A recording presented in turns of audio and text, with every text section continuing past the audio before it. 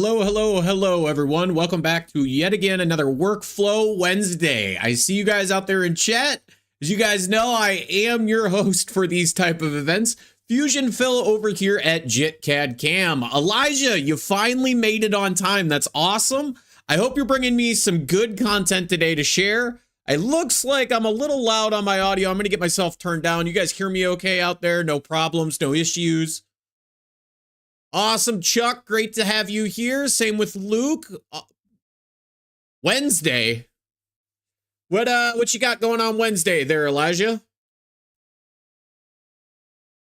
Go ahead and give you guys a few minutes. I have a couple of things to kick this off as always, but if you guys can hear me, see me just fine. We always have good. Oh, I said Workflow Wednesday. Did I really? No, it's Free Support Friday. We all know that. Where yours truly over here, Fusion Phil, gives you the rundown inside of Autodesk Fusion and answers all your questions, or at least as many as possible, live here on YouTube. But Elijah, we both know it wouldn't be a normal video for me if my audio didn't suck, my video didn't screw up, or in this case, I guess today's Wednesday, so we might as well break out the whiskey early, right? So with that, if you guys have any questions, I see more and more of you jumping in here. Feel free to go ahead and throw them up in chat. There's also a link down below at any time to put in a support ticket. Now, when you put in those support tickets, if we are doing something live, please remind me in chat that you sent something over. That way I can get to it as quick as possible. So I'm going to go ahead and start by sharing my screen. And as you guys have probably known, this part is in the default library. It's a great part to play around with some stuff. However, I've had a couple of problems with a few customers lately. I shouldn't say problems with the customers. The customers have had some problems about some funny things inside of Fusion that they didn't realize existed. So I'm going to show you guys a few tricks here, and we're also going to look at a few other features that you may or may not know about when it comes to programming these parts. Now, I am going to put this on a Haas machine. Go ahead and see if I got one in my local library so we don't have to keep downloading and uploading models all the time. Here's a lovely UMC 500. Now, the reason why I'm picking that 500 is because the work envelope is actually quite small here. But as you guys can see, we have our machine. Now, this leads me to one of my things that I wish Autodesk would figure out a better way to go about. Doesn't it drive you guys absolutely crazy that the enclosure is turned on? So you do know that, one, you can't turn the enclosure off completely so that you don't see it until you simulate. So as you can see by using machine visibility, I can turn that off.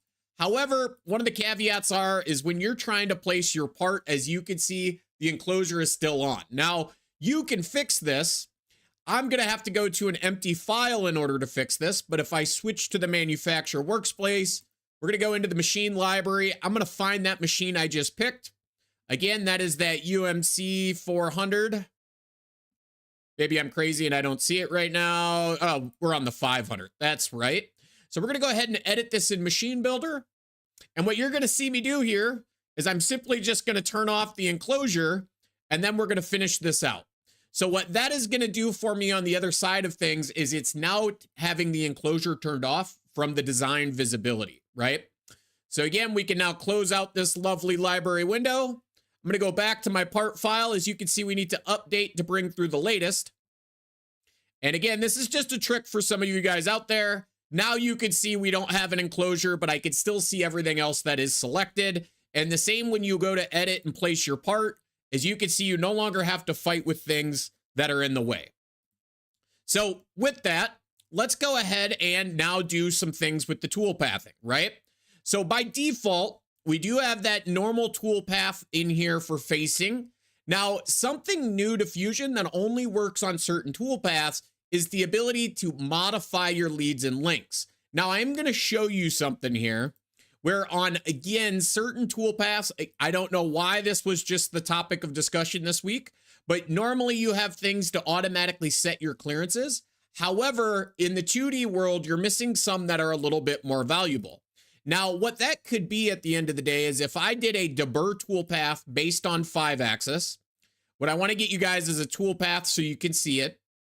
So give me a sec here to find a ball end mill. And with that ball end mill, you're going to notice here that we're going to go out and we're going to deburr basically all the edges on this part. So reminder, guys, for those of you out there, I see a lot more of you jumping in here. At any time, if you guys have questions, feel free to throw them in chat, right? So what could happen when I simulate something like this is, as you're going to see, first off, we have machine tool orientation issues because of our machine sim. So I'm going to go in and we can fix that easily, as we can't go to B121. So let's go ahead and limit our toolpath. And let's just say our toolpath is only going to have a limit of 120 degrees. Now, something I'm curious about why that calculates is, where is it pulling that actual expression from? So it's just a default expression. It'd be cool if it pulled it from our axis limits from the machine, of course. But let's see if we can go ahead and simulate this now without having to change things up again. So I think we're going to get lucky. Yep. So it looks like we just over traveled to 121 degrees versus 120. And now we have our tool path. So let's see if we have any issues. Well, our first issue, of course, is we're slamming into our actual machine. However, I'm not seeing any issues as we go further on. Again, we can fix these. But what I'm looking to do is have the problem in this case is, if you notice, when we do our lead and linking, on a 5-axis toolpath, you have a different way to define how high up or how far away your clearances are, right? So if I go into my heights tab, by default, it's actually doing things based on automatic settings. Now we can override that with some of my favorite things here, right?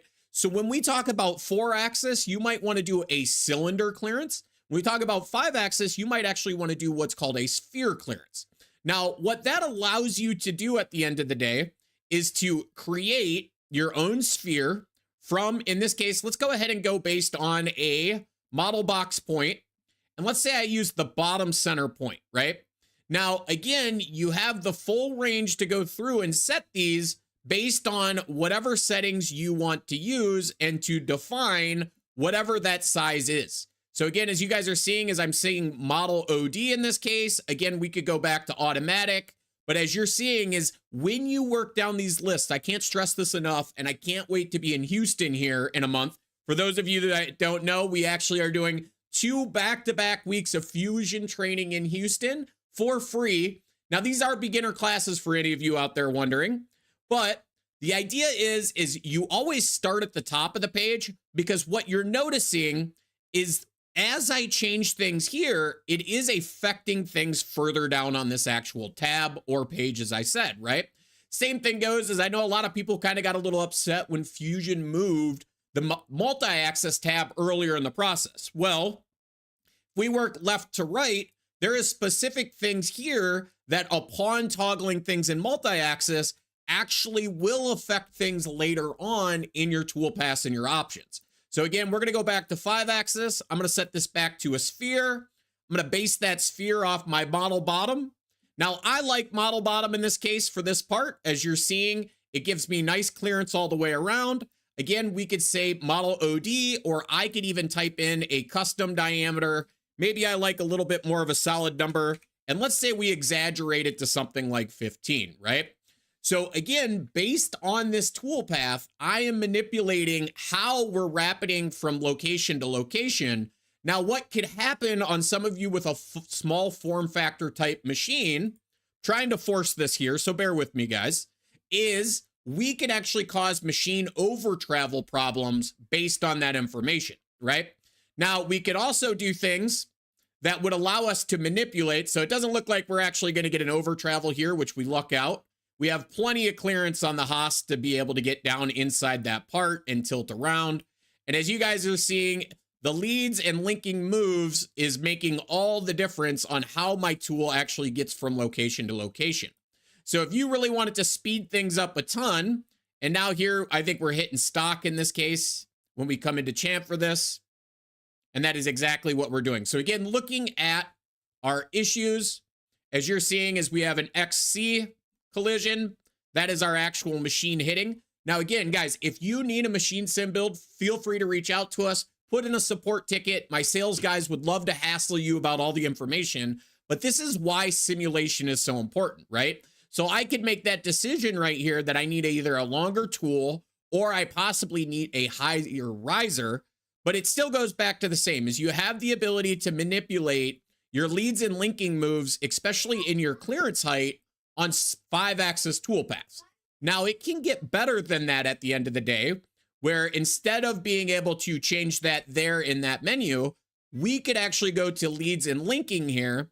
And now what you're noticing is we have the ability to basically manipulate these all individually, right? So again, as we do know at some points, we are having an issue where on certain toolpaths, we were causing collisions. Now, as you can see, is I could select individually just that one toolpath. I can manipulate just that one actual lead and linking move and set it to whatever I need. Again, getting the clearance that I need to make sure that we don't go in and gouge that part and hit that part. So as you guys can see, I did get something put up here for you guys to kick this off. If you guys have any questions at any time, feel free to throw them in chat. I would love to hear what your thoughts are or how that is going, or what it is that you would like to see inside of Fusion, and how we could actually solve those problems. So again, if you guys have any questions, feel free to put them in chat. Feel free to reach out to us directly via the support channel, anything and everything. So I'll give you guys a few minutes to throw some things in chat, of course. I do have to warn you guys, I am calling this short at an hour today. So if you're running into any issues, anything in particular you guys want to see, feel free to put it in chat while I work through some other things on this part. So again, depending on who you are, what you're doing, if I was to go to 5-axis in scallop, again, you're going to notice that 5-axis scallop does not have that option to set automatic or set based on cylinder heights. But if you were to go to a different toolpath, in this case, like multi-axis finishing, you now have, again, cylinder. Where do you want to place that location? And then, of course, diameter once again. So, Chuck, I see a pretty good question from you. Can you explain some of the settings in PEC tapping? Sure thing. So I'm going to go ahead and grab a drilling procedure here. And let's go ahead and do our tool orientation so we can get our file all set up properly. We'll flip that over, and then let's reselect that hole. So if I go over to my cycles tab and we go in and we say tapping, tapping by default is going to be a right hand or left hand based on your tool, right? Pretty standard tapping, goes down, comes back out. Now, if we go in and we start to look at things like right tapping and left tapping, in the event your machine has rigid tapping, we could, of course, set up custom cycles off of that. Now, if we look at tapping with chip breaking, or as Chuck was saying, PEC tapping, you have quite a few options here. Now, for a lot of you, if you didn't know, if you put your mouse on something, Fusion actually does a really, really good job of explaining what that option is doing, right? So by default, how far in do you want to peck each time?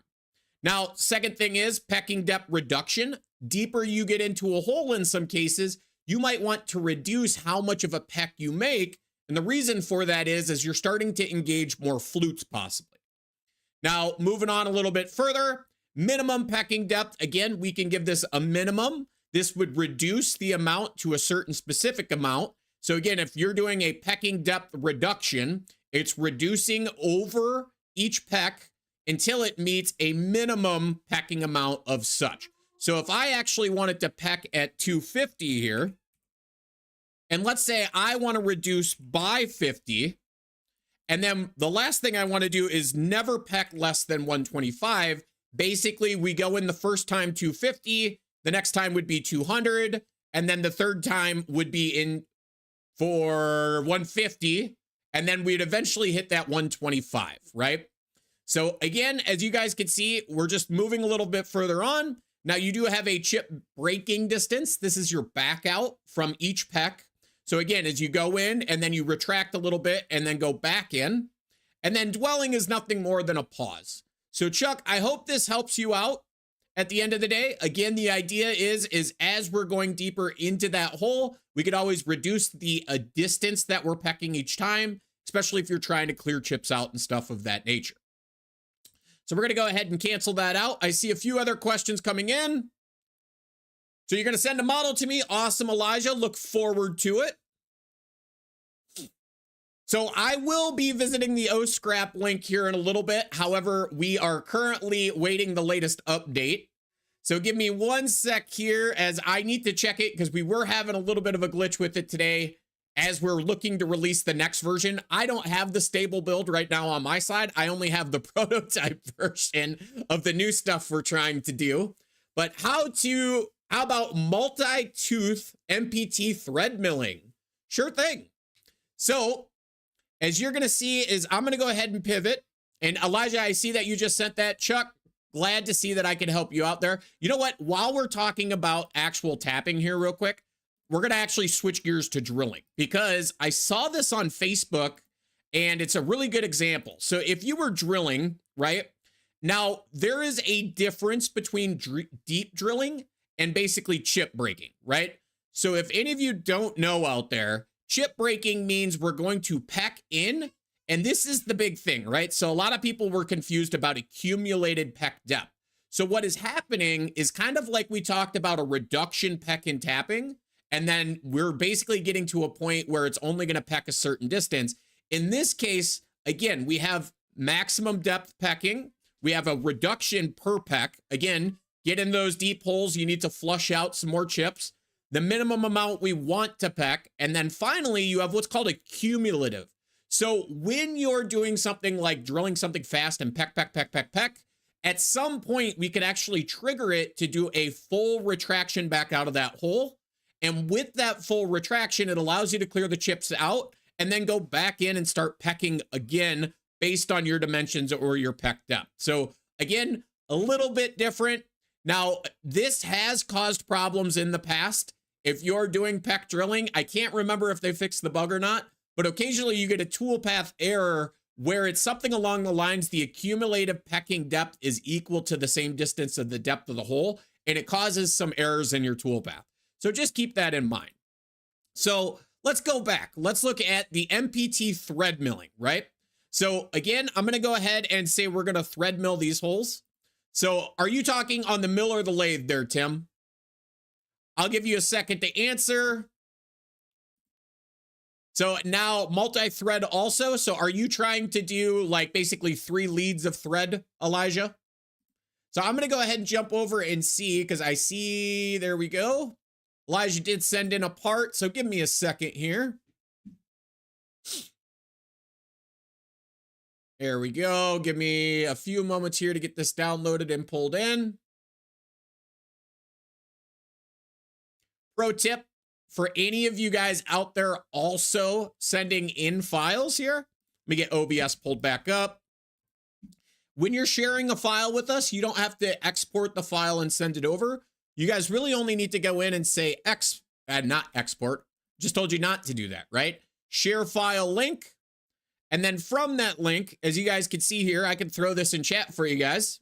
So I'm going to go ahead and allow that link to be downloaded. I'm going to copy that link.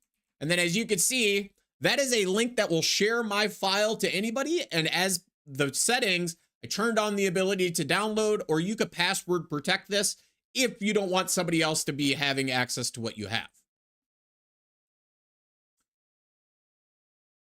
So Mark Lindsay, I love the question. So once you get to a accumulated depth and your hole is deeper than the accumulated, yes, so it will reset the accumulated depth, right? So as I like to think of it, is I always think in staircases or like adaptive clearing, right? So you have basically the ability to go to a max depth, and then how are we going to get to that depth based on these 3 settings? And then it will reset to go that depth again. Now you can't reduce the accumulated peck depth as you go. Again, you can only reduce the pecking on each go around. Great question, Mark. So again, I'm going to go ahead and get this file opened up here. Give me 1 sec, everybody. And we'll give that a few minutes. And then, so a multi-thread lead. And then we were also talking about MTP thread milling. Tim, did you get a chance to answer me back about MPT? Multi-tooth MPT? So let's go ahead and build a tool for thread milling. So again, we're going to go into our setup here. I'm just going to keep reusing the same part file. It seems to be working quite well. It also looks like Elijah sent us over everything in that file as my My entire design is about to explode. So Elijah, tell me which one is your main file in the meantime. So let's build a thread tool, right? So here's my thread mill. Now I can define my cutter. Keep in mind, guys, I think a lot of people get this confused. You can't necessarily define the thread profile to be perfect or with a flat on the end. So the diameter of your threads that are inside of Fusion, and we kind of talked about this, is some of these have a round nose on them or they have a flat. We need the true diameter of the thread mill, right? So again, when you type in that diameter, it might say it's 3/8, but in all actuality, it's like a 360 diameter, not a 375, right? Now, the number of teeth that you input stacked up is just based off that information coming from your tool vendor. As you guys can see, we could lastly adjust our pitch. Let's say, for example, this is going to be for a 20 threads per inch. So again, we have a 3/8 diameter, 20 threads per inch, and we have 8 flutes or 8 actual teeth worth of cutters. So let me go ahead and hit OK here. Now, we do need to make a tool path, so give me a quick second again, guys. We're going to go into thread. We're going to swap our tool out. And now we're going to do our tool orientation, of course, because we just want to thread one of these guys at this angle. There's my hole. Again, we have that ability to now go through and set all of our information. Now, some of you were asking about a multi-lead thread. So again, as I can check, do multiple threads. And let's say, for example, I want to do 3. It will create 3 separate thread profiles down that part, right? Now, our pitch diameter offset is the difference from the minor diameter to the major diameter. I am, in this case, going to just plug in, I don't know, 0.70 so that we get a tool path, right? Now, as you're seeing here, I'm going to go ahead and do a section view so that we can see this. So we're going to go ahead and drag that back so we can get a half profile. And there is our threading profile, right? So as you can see now, when you think about 3 different leads, I have 3 different lead endpoints all clocked based on 120 degrees. Again, 360 divided by 3. And we're now doing that fluting in our tool path, right? So if I was to simulate this, we don't want to generate. We want to simulate the tool path. Give her a sec to load up. So as you're going to see now is we're going to get square to our part, which is actually going to probably tilt down all crazy. So let's go ahead and get squared around the other way.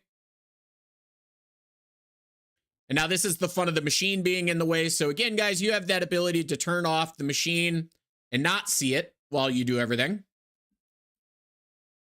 And where's my tool at? Should be coming in here any minute. There it is. So again, we start at the bottom and we're working our way up, creating that first.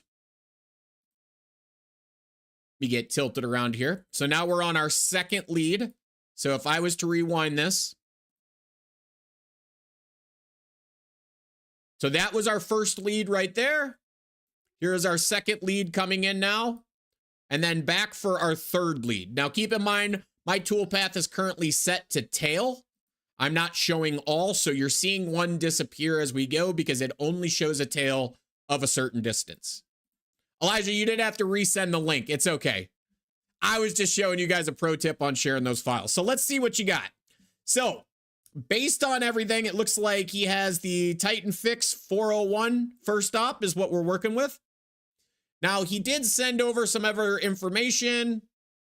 Let me go ahead and pull up his description. Need a lot of help. Well, that's good. Admitting your problems is always the first thing. Same hinge in op 1. How do I get those tool paths on the others to make multiple instances of the same tool path for the other ones? All right, let's take a look now.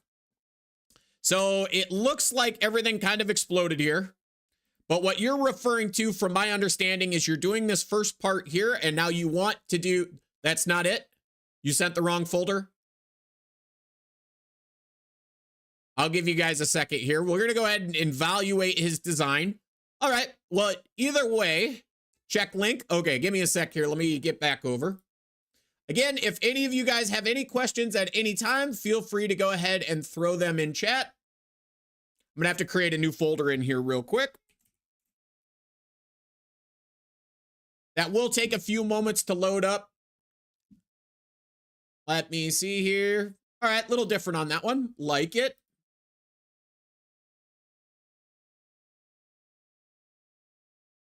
Can you guys still hear me out there? I'm pretty sure it's uploading.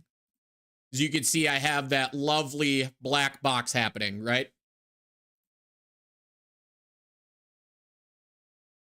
Deep Thinker in Discord. All right, I might have to fire up Discord here real quick. Let me get Discord pulled up.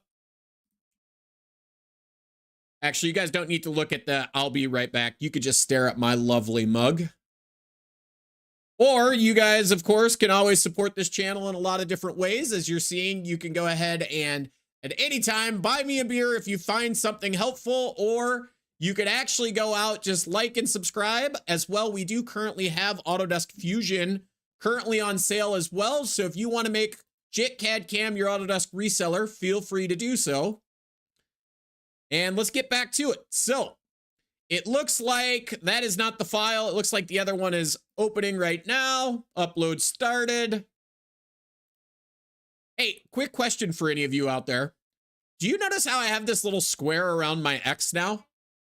Do you guys have that on your Fusion since the last couple of updates, or is it just me? So when I go to hit the X, my little square around the X is all over the place. Oh, you guys have it too? All right. JC's here. JC, great to have you. So I see username, can you template 3+2 roughing strategy, pattern it at like 90 degrees off? You can do some patterning on roughing. So if you were, well, so the problem would be, is this is probably one of the best parts to show something like this, is we have a roughing here, and now they did this over here as a separate roughing.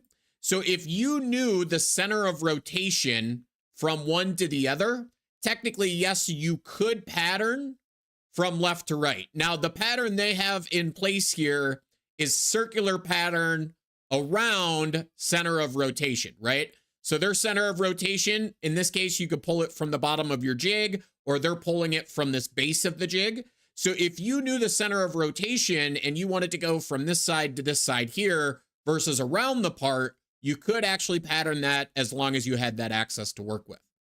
So, all right, let's jump around. I see a lot more questions coming in. I see people coming and going. So Hinge main sub 400, is that it? Or is it something else? It looks like it's Titan. You emailed a picture. All right, give me a sec here. How's everybody's week been so far? Okay, I saw that in the link you sent me. I don't know why my OBS keeps going back to that screen. I've had these problems before. Give this a second here. It looks like she's still uploading, or thinking about uploading at least. There we go. It was this one right here. There we go. It's not sending it weird, Elijah. The problem is, just so you guys know out there, is all this stuff that you have linked right here, it has to send the linked files with everything as well. So that's what you're seeing happening, is all these things that you've created that are all linked, that has to come with that file. So it's sending the main assembly, and then it's sending all the sub-assemblies in one shot. So you can unlink it. I would recommend that for most of you guys know that when you're inserting things or you're linking, you always have that downstream effect from it. So there we go. Let's get back into manufacture. So Elijah, what was your question here? So your question was about linking or patterning, correct?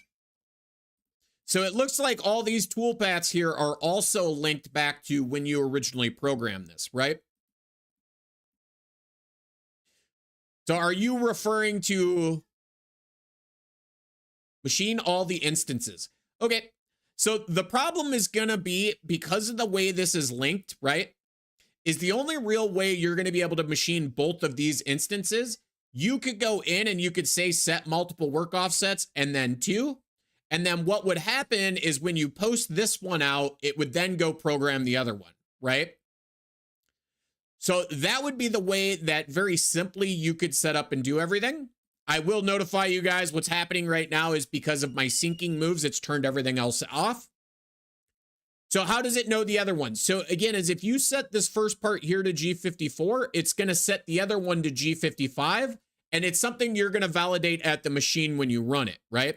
Now, if I go back to manufacture, this is the cool, neat tricks about Fusion at the end of the day, is I could go through and I could add all your fixture in here, but I believe you can also break this link, unless they've made it so that you can't yet. So it doesn't look like we can break this link. And if you guys have figured out a way to break this link, because the new way to insert your manufacturer data is to actually insert it from the original part. So what I would tell you at the end of the day, Elijah, is you almost, in the case of the jig and fixture setup you have going on, you almost need to program up that whole palette at one shot, not just the one part externally. And that's how you're going to have to get around doing it, right? So again, I'm going to go ahead and turn everything back on so we can see it here. But yeah, the problem is this is your setup for this first part. Now, keep in mind, depending on, let's see what you have going on here.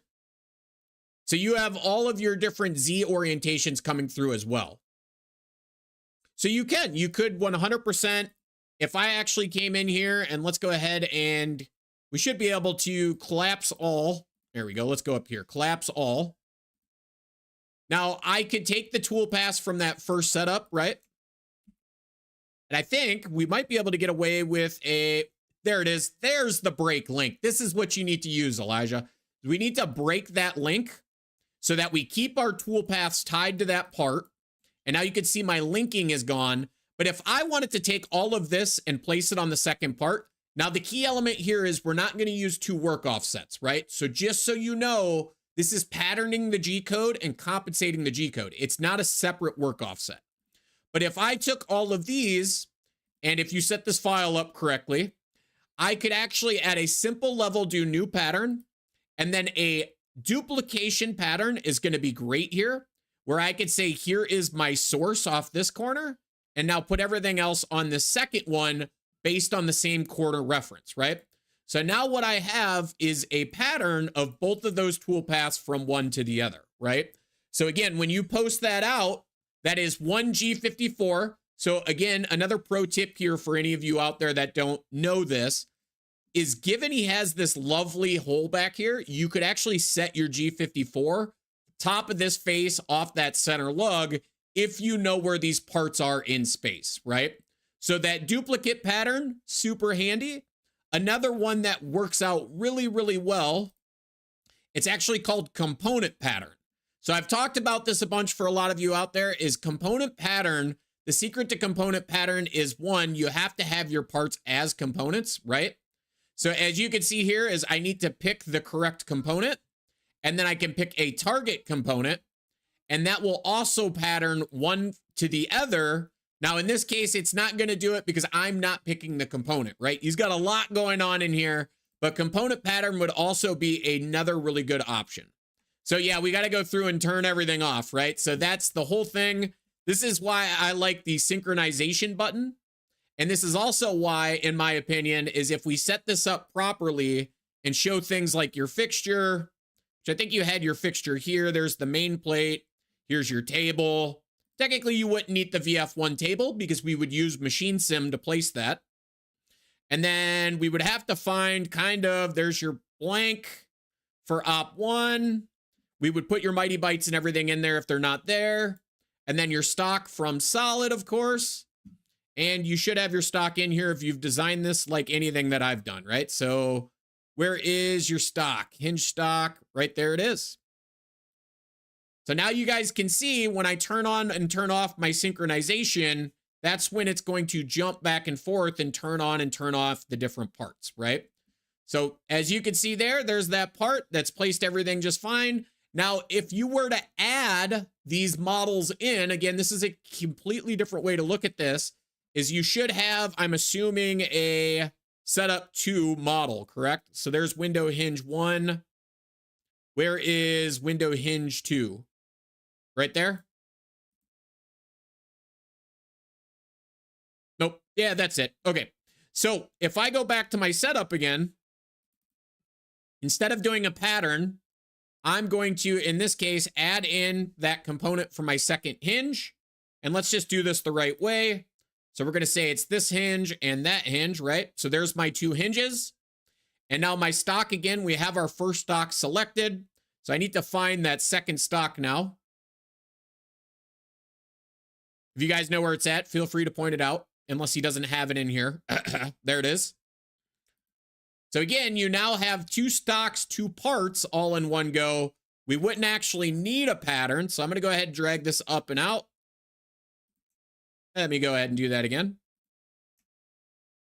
In the meantime, I see a lot of people coming and going inside of chat. Feel free to ask questions at any time. We're here for you guys to help out in any way we can. So again, this is kind of the nice thing about doing it this way, Elijah, is setting both models and both stocks up. What you're noticing is your facing has automatically recognized that it needs to do the entire part. And then it comes back and does adaptive clearing, again, avoiding where there's not stock, right? So maybe this will help you out as too. You can go ahead and set this up, model it as best you can. And again, defining each individual part or doing a pattern as we did. Now, ignore this pattern, guys. As you're seeing, my pattern is way off now because it's still patterning everything inside of here. So for some reason, Fusion's just being nothing but fun and not allowing me to drag and drop those out of there. That's more than okay. Feel free to rewatch at any time. I'm going to go ahead and scroll up. I saw a lot more questions coming in, guys. Great to see you. Bogdan, awesome to see you here. I see you. The square is there. Super great. I hope the 90-degree offset, I hope that takes care of things. I am now going to finally get to Deep Thinker's question, hopefully. So Deep Thinker, line a plane to an edge. Is that what your question was? Or if you want to resend it, I want to engrave text on that face when I create a text box and it line up with the plane created from that face. Can you send me a photo real quick, Deep Thinker?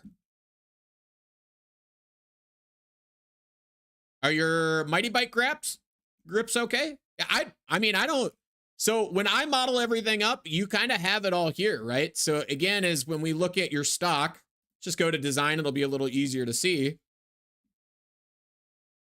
So everything that I'm seeing right now, it's all based off whatever your settings are and when you set that up to get grip, right? They're on the other palettes. The stock. Right here.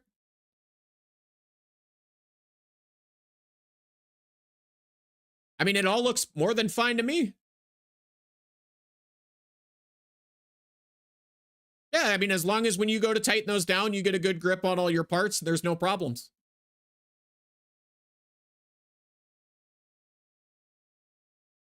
Draw a triangle with a bottom edge square to you. Now put a simple text on that part lined up with the angled edge. Okay. Draw a sketch. Draw a triangle. Right? And then you want text along this edge. So if I create text, there's my text, right? So as you're seeing by default, it is very square in its reference, but I should be able to, in this case, go ahead and define making this line parallel to this line. Now I'm going to go back and fix that real quick because we're going to add some dimensions in here. Just so we lock this guy out, right? So what's happening is by default, this reference box is causing our problem because it is square to the world, right?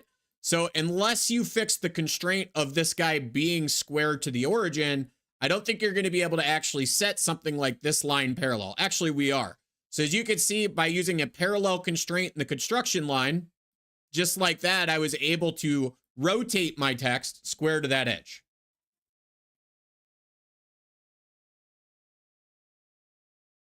The problem is I can rotate the engraving, but I cannot resize the text engraving box after I rotate the box.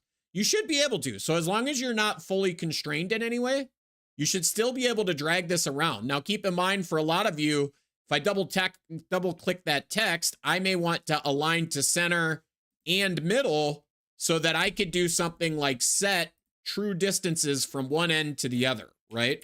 So if I want it 1.5 here, 1.5 here, and then presumably I only want the text box to be a certain size. Now keep in mind, I didn't constrain this end, but what I'm doing is I'm using that all to my advantage to create a construction box, as you can see with construction lines, and then dimensioning said lines from the ends, right?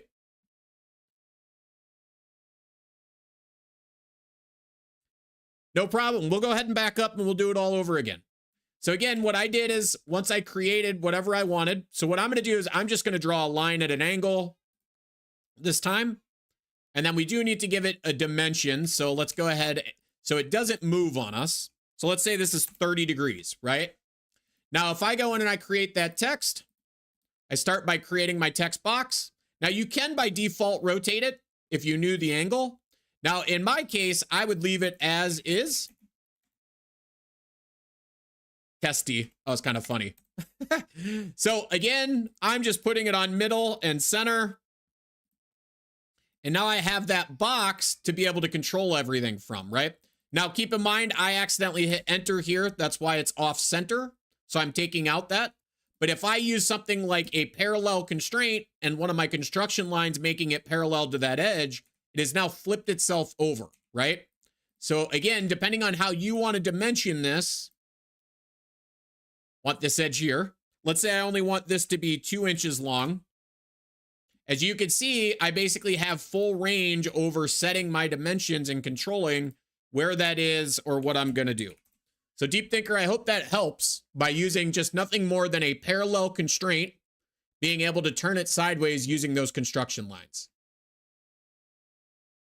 Cool. Any other questions, anybody? Going once, going twice. I'm going to go ahead and check the ticket system here real quick.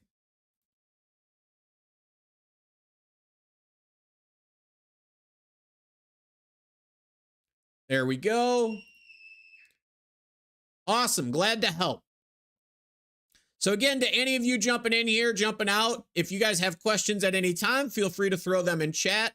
I'm going to go ahead and scroll up a little bit here real quick. Make sure that didn't miss anybody's questions yet. Let's see. Nothing so far. But yeah. So guys, we are here for all of you. If you guys have any questions at any time, feel free to go ahead and throw them in chat.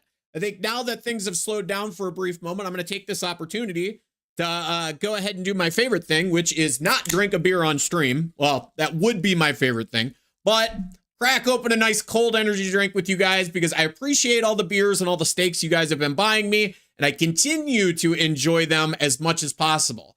So usually, if you guys know, if something on here catches your eye, you learn something new, you have a question to ask, not required to give us anything other than a like, subscribe, and possibly a share if you know somebody looking for some content. But you could also buy me a beer or buy a steak or buy your Fusion through me.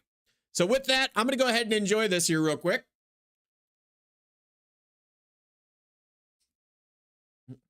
All right, Ash Designs, great to see you back. I don't think I've seen you in a while. So when I use my UMC 750 post and I have my retract set to clearance height instead of G53, the machine will not go home at the end of the program. So let's go ahead and see what's going on with that. So what I'm going to do is I'm actually just going to steal the UMC 500 machine sim here. Now, Ash, the key element is I would highly recommend using machine simulation and the machine definition for this. Because if I was to post something out right now, this is still the next gen control post. Now, I am curious about utilizing clearance height here, and I want to see what it's going to do at the end of my program in the G code, right? So as you can see, it just goes to G0. So it's only going to 600 above my part, and then it's stopping completely, right? So a couple of things here is one, by using clearance height, it's avoiding the call out later to retract that machine or send it to a home position. Now, a quick fix for that could simply be is a manual NC. And what I'm going to do is you can either do a pass through. Now, I'm going to do the pass through. I like the pass through. If your post supports it, if it doesn't, we could always add it in there. But I can now say G00, G53, Z0, right? Now, what that allows me to do, go ahead and drag this up here real quick. I'm going to post the both of these this time. And as you're going to see, at the end of this program, it's now inserted my G00, G53, Z0. Again, that pass-through has allowed me to force my own commands for what it is that I'm doing. Elijah, thank you very much. 3 Mickeys, 40-ounce Mickeys, huh? Edward's 40 hands at my house this week, if any of you guys want to join me in the middle of nowhere. I did forget to mention to you guys at this point, keep in mind that the next couple of weeks, I think I'm still going to be able to somehow maneuver and swing doing the free support Fridays, but I am on a road trip basically the entire next month worth of time. I'm going to be down in Texas with our free trainings that we're conducting, as well as several on-site visits. So if you guys are in Texas, feel free to send us an email with that info email address if you want me to stop in and say hi, or you have a nice plug-in outside of your shop that I can plug my camper into. Awesome. Any other questions outside of that? Ash, as you saw, by utilizing a manual pass-through, that's probably one of the simplest ways to do it. Now, one thing I would recommend, and I've seen this a lot, not the case on the UMC machine, and I'll show you guys why here, right? So on the UMC machine, your table doesn't move, right? It's all up in the head. But if you were on something like a VF4 or a VF5, a big machine, and you want to position the table in a very specific spot, now, a lot of things you could do is you could write your own, again, pass through to control that. Or personally, what I would do is I would do a M98P, let's say I'm going to call it 5,000, right? So I'm going to go to a sub program at the end of what I have here, and that is going to command at the controller where to put that position. That way the operator can manually change that sub program and never mess with my original G code to center the table wherever they like. Now, another thing you guys can do, if you guys didn't know, is we do have the luxury of editing the machine sim as well. Now, you could change the home position of the kinematics tree.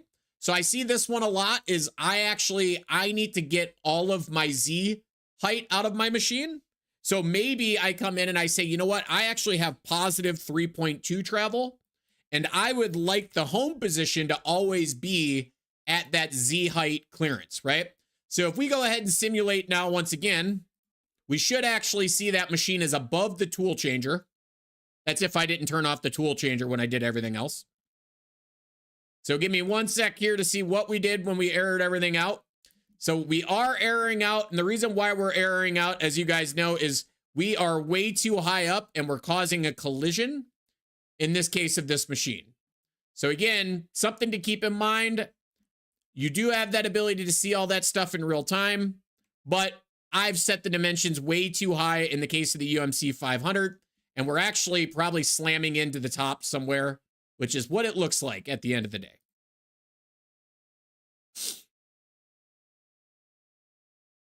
SoCal, where are you at in SoCal, Elijah? Anybody else with any other questions? Feel free to throw them in chat at any time. You could also send over tickets. We're also on Discord, of course, as well. So I'm going to go ahead and pivot back here real quick. Make sure nothing came in. You guys know I had a birthday on Tuesday? You probably didn't know that. On tax day, nonetheless. So my birthday was always determined on whether or not my parents had to pay in or if they were getting money back. So I could tell what our financial status was around my house by how awesome my birthday gift was. Awesome. Any other questions from any of you guys? Opening it up to you.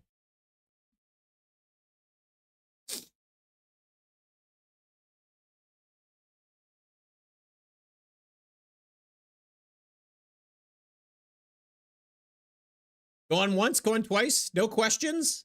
I think we timed this just right by doing an hour-long session because it seems like we start to get down to the hour mark. It gets quiet.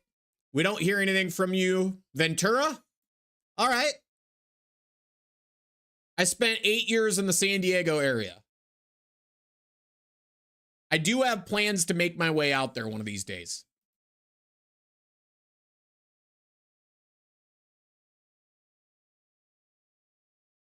Again, any questions whatsoever, feel free to throw them in chat. I'm here for you guys for the next 10-ish or so minutes, unless it just gets really, really quiet. And in that case, we might have to shut it down early. No, I'm just kidding. I'll be here for you guys. You guys let me know what you got going on. Any other questions you guys might have. Obviously, we're going to show Elijah real quick why it's so important to use Machine Sim instead here. So let's get back to this part that he was working on. Also want to see why it is I can't get these toolpaths out of this pattern. Here we go. We're going to go ahead and select a machine. Let's go off to our lovely Fusion library. Look like he was running these on a VF2. Is there not a VF2 in the library? There's a VM2. Close enough. Let's get this model downloaded real quick. Oh, it's a VF1. Okay. There we go. We do not want the machine connector. Now, the machine connector is super nice if you guys didn't know. You could actually send your G code back and forth automatically from Fusion. But now we got his parts in here. We need to fix what models we're machining. So again, I'm going to grab both models here. And now we have everything in our lovely VM2 machine. Luke, I'm always here for you, man. I appreciate the thanks. So let's go ahead and now, again, troubleshoot why in the world this pattern is such a pain to get rid of. What is going on with it? We don't actually want to use a pattern. I'm going to uncheck pattern. And then it's going to let me regenerate all my tool paths. But why we can't drag and drop out? This might be a bug, guys. We might have found a good one. So again, we can now simulate this. Now I see something that might be interesting here, which might actually lead me to my next thing. Program number is out of range. That's all right. Let's go ahead and fix program number.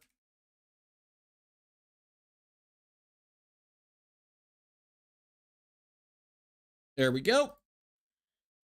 And let's go ahead and simulate with machine now. So Elijah, I mean, we build machine sims all the time, man. And one thing about this, I'm so glad this came up because this is a good example. So as you can see, he has the Cat 40 part of his holder in place, but it's sitting right at the edge of the spindle, right? Now, not causing any problems with over travel on this machine, so to say. And again, as you guys are seeing here, we can go ahead and get our stock turned back on. And you can see exactly what he's going for with machining these hinges. But with that, we'll get the base out of the way, make it a little prettier for you guys. But how you can fix that is notice how this tool, it's now gone back to the other, right? So we have now traced back that it's this tool holder in particular on this actual face mill. And we fixed that. So we go to our tool library. And of course, we got to find the tool that we're using. So here's our tool. Now, if you notice this black line right here, this is called the gauge line. So that is where the tool sits inside of the spindle. So if I edit that tool real quick and I go to my holder, I need to actually edit that holder in order to move my gauge line. Or I could manually override it right here. So what I'm actually going to do is we're going to go back and we're going to hit cancel here. I think his tool holders should have came through. It doesn't look like his tool holders came through. So let's go ahead and edit it the manual way.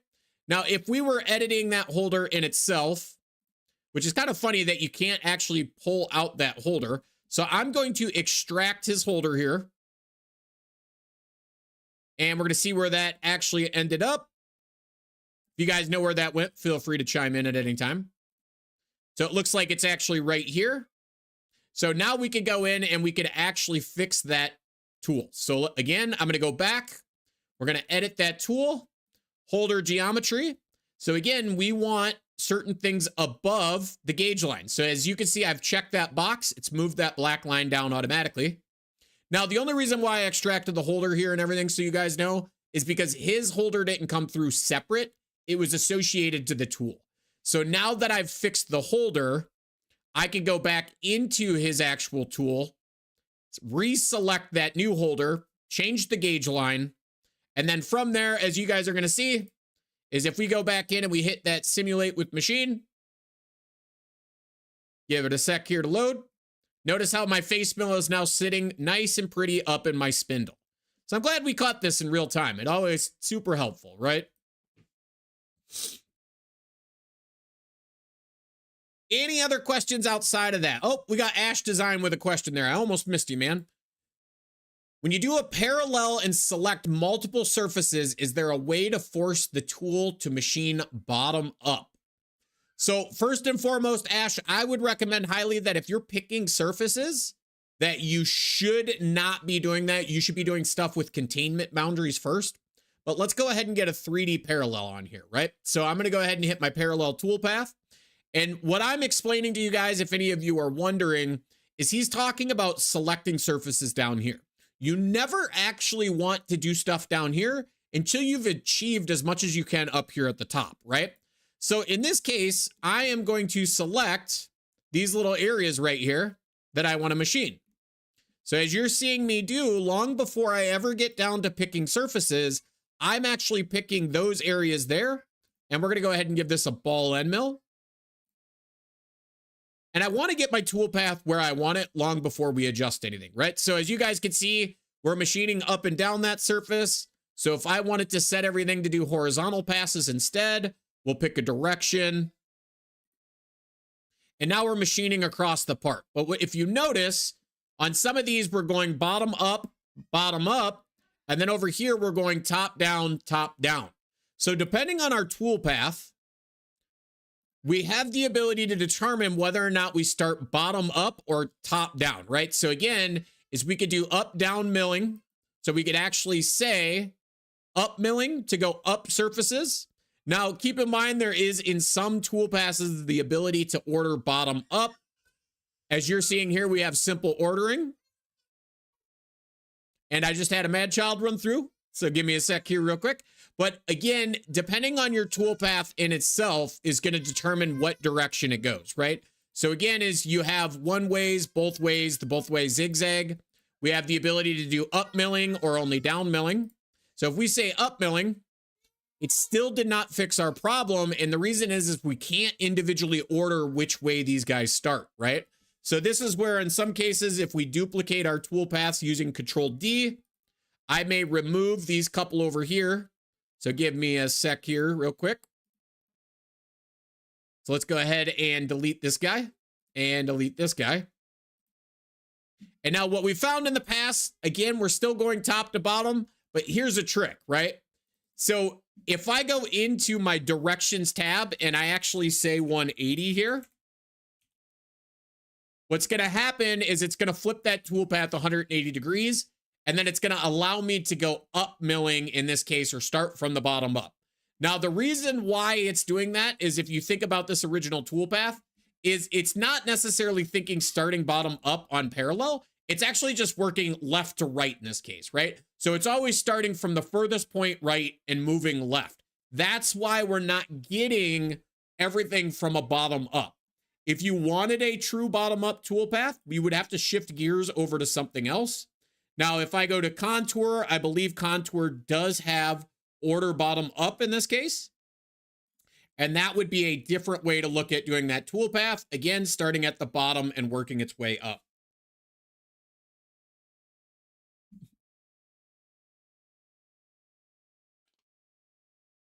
So, yep, as you guys can see, Ash, it looks like that answers your questions. I see you went with steep and shallow. Again, it does have the able to change directions. Correct. But again, certain tool paths are working in a Z height type of scenario, right? So again, your step down or step up is controllable. So I say step down or step up because a contour toolpath is ordering those toolpaths based on a step down, right? So again, this is a key element when we think about our toolpath selection, that if we do something like parallel, it's not actually calculating step down, it's calculating step over, which with step over, it's not really a Z height kind of passes, right? It's stepping over on a flatter surface, not stepping down on a steep surface. So guys, do you have any other questions outside of that? I know we have now officially hit the 1 hour mark. It does tend to slow down right here. I'm going to leave it up to you guys. If you guys have any questions, I see a ton more of you coming in here. Feel free to throw them in chat at any time. I will give you guys about 60 seconds here before we shut it down for the day. So again, if you guys have more questions, I'm more than happy to answer them. Throw them in chat. You could also send us a message on our support email address down below, and I'm happy to get to those as much or as quick as possible. So give me a sec here. I'm going to check the support system to make sure nobody's messaged in. I'm going to hit you guys with the good old fashioned, it's not what you know, it's who you know. You know Fusion Phil over here at jitcadcam. We're always happy to bring content like this to you. Keep in mind, if you are in the Texas area, feel free to reach out to us, because outside of actually doing these trainings, we will be in Texas for pretty much about a month. So I would love to stop by and see your guys' shops, see what it is that you do. If you guys need anything, since I'm in the area, we are making killer deals on in-person or on-site training as well. If you guys want, feel free to buy me a beer, as the lovely Elijah did today. He went ahead and sent over 340s worth of beer. I appreciate that as well. My wife does not, which is why we now sell steaks also. If you guys want to buy me a steak dinner, which I was at the grocery store this morning, and apparently the price of steak has gone up in my area, might have to raise the price. But as always, guys, it's not what you know, it's who you know. I don't see any other questions in chat. I'm going to leave you guys to yet again another Friday. Hopefully, if you guys are working Saturday this week, it's of course overtime and you're making a killing doing so. I would be doing that right now if I was you living in the North, because, you know, in about a month from now, most of you in the North like me are going to be out on a lake riding a jet ski or riding around on the old fishing boat, right? So as always, guys, have a great rest of your week.